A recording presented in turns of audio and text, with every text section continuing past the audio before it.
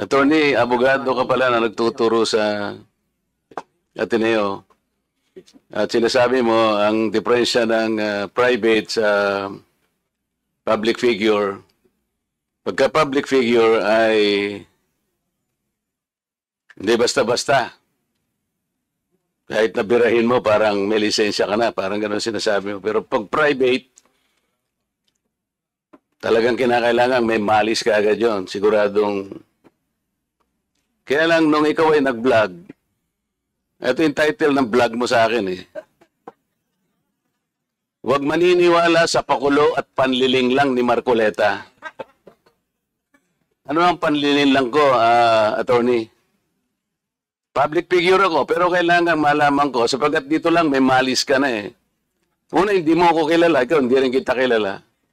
Pero dito lang sa title na title pa lang, huwag maniniwala sa pakulo at panlilin lang ni Marcoleta.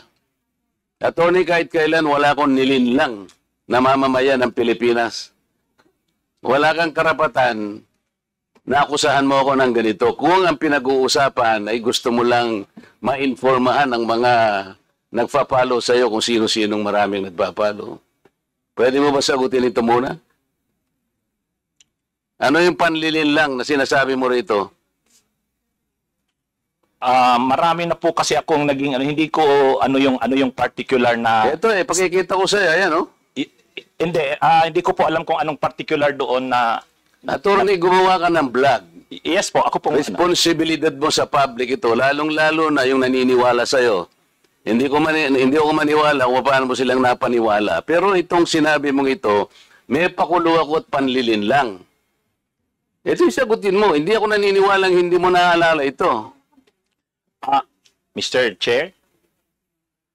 Mr. Chair? Actually po, dun yata yan sa rally ng Iglesia ni Cristo na naging subject din ako po ng programa ninyo sa yung dalawang pong kasama Honorable Congressman Marcoleta. Ako po yung naging subject nyo doon ni Saganang Mamamayan. Kasi ako yung nag-comment na sabi ko, dapat yung Iglesia ni Cristo kung talagang malaki yung mobilization nila, doon nila gawin sa Luneta, huwag sa Liwasan. Yun yung kasi, pag sa Liwasan... Attorney, huwag mong nililihis ang usapan. Ang Hindi, pinag-uusapan yung panlilin lang na sinasabi mo at pakulo. Walang kinalaman yung rally ng INC dito. Doon ko po kita, Honorable Congressman Marcoleta. Anong panlilin lang ginawa ko doon sa rally? Yung po yatang speech nyo doon Hindi sa pa yata, kailangan siguruhin mo. Nagsalita ko doon, anong parte ng speech ko ang nilinlang ko ang mamamayang Pilipino? Honorable Congressman Marcoleta, yung reaction ko po yata, yung speech nyo po doon sa Ano stage. nga, kung alam mo yung speech ko, ano yung panlilin lang doon? Tingnan ko po dito sa ano ko, kung ano yung... Ang dami ko na po kasi naging content tungkol Ay, hindi ganun. Ako kapag sinabi ko, alam ko ang pinagbabasihan ko. Kahit matagal na yon, maaalala ko. Pag nilinlang ako ng isang tao, alam ko. Problema sa inyo, hindi ko nilalat ang vloggers, Ako, hindi ko minamasama yung vlogs. Yan ay part ng ating free speech. Expression. At yan ay ginagaranti ng ating saligang batas. Totoo naman na kapag ka-public figures, hindi dapat balat sibuyas. Hindi kagaya ng balat sibuyas ni Kong Barbers, alam ko yan. Pero hindi nangangahulugan. Kailangan i-establish ninyo. I-establish mo. Ikaw ay abogado pa rin, kagaya na sinasabi mo, nagtuturo ka pa sa isang reputabling institusyon. At pagkatapos, tinatanong ko lang ngayon, ikaw ang nagbablog, Basta po tungkol po talaga yung naging topic ko po kayo tungkol dun sa rally ng Ano ANC. nga yung sinabi ko sa rally na nanilang ako ng Pilipino? Wala ka man lang maisip? Ito yung uri mo na hindi kailangan talagang nagbablog Nami-mislead mo yung mga tao, nililin lang mo yung mga tao. Ang dahilan ay hindi mo man lang masabi kung ano yung aking mga panlilin lang na sinasabi mo rito. Pakulo at panlilin lang. Hindi ganyan yung mga vloggers na kilala ko. Yung mga vloggers umaatake rin sa akin, pero hindi ako balat sibuyas. Sapagkat may basihan ang kanilang sinasabi. Yung pinag-uusapan siguro namin dito. Gusto nila niyang tingnan siguro kung ano yung mga seats ng mga aming pinag-uusapan dito. Hindi ako balat sibuyas, pero ito, wala akong makitang panlilin lang na ginawa ko sa ating mamamayan. Ikaw, ang lakas ng loob mo na mag-vlog. Abogado ka pa naman. O ano? Gusto, panoorin ko po mamaya itong ano, kung ano Ay, yung yun ang hirap sa atin, Mr. Chair eh. ano po kasi, Isip-isipin mo, bigla ka na lang gagawa ng isang vlog na ngayon ay tatanungin kita ng diretso, wala ka man lang masabi, kahit isang panlilin lang. At ang inaakala mo, baka sakaling doon sa rally.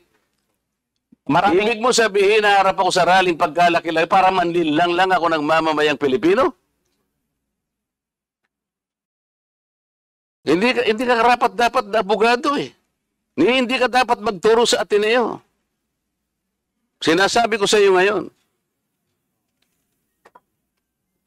Ako hindi ko inaukusahan ng mga vloggers. Kahit masasakit ang sinasabi nila, ngunit merong basihan. Meron silang pinagmumulan na basihan.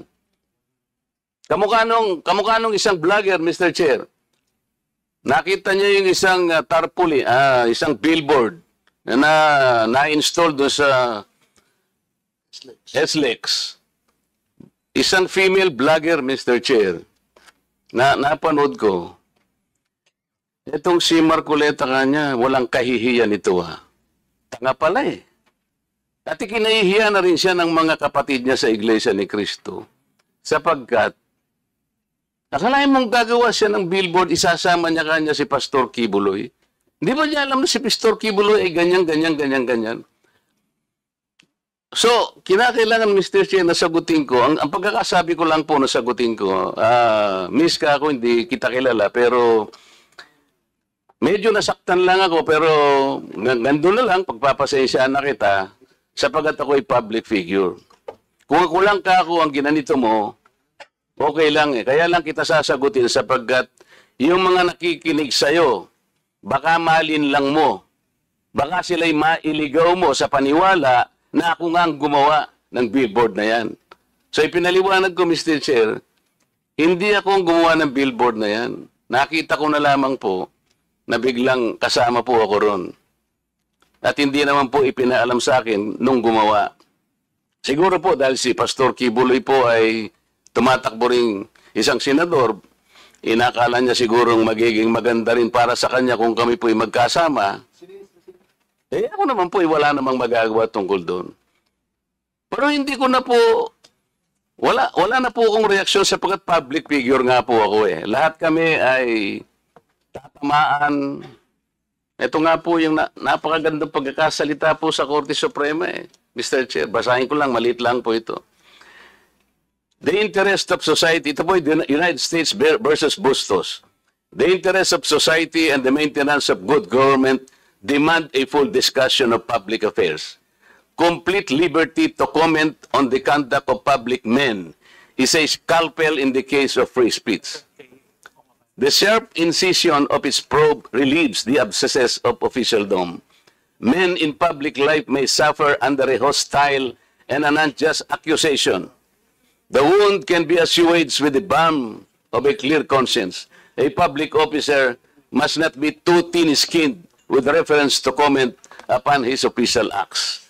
Kaya kaya ko na lang siyang i-tolerate, Mr. Chair, yung babaeng yun eh.